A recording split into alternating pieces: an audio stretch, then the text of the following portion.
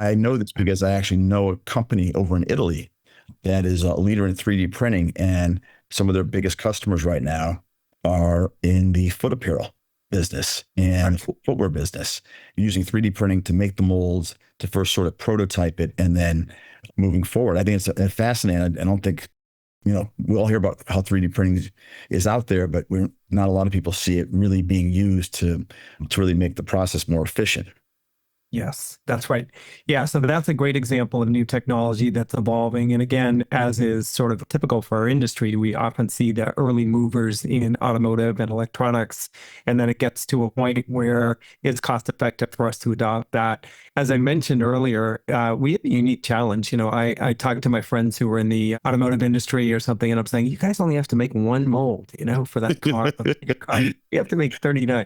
So, it's a little bit of a joke. And then there's also an element of reality to that, which is that our industry, sometimes people underestimate the complexity associated with that, particularly on the software side. So 3D printing has now gotten to the point where the computer software is good enough so that they can, what we call grading, which is basically saying, I'm going to start from a prototype size, which might be a women's 7.5 might be my prototype size. Then I have to scale it up and down so I can do anything from, a women's 4.5 to a women's size 12. So that grading may sound simple, but it's not like making a square box. It is something that has to fit the morphology of a foot.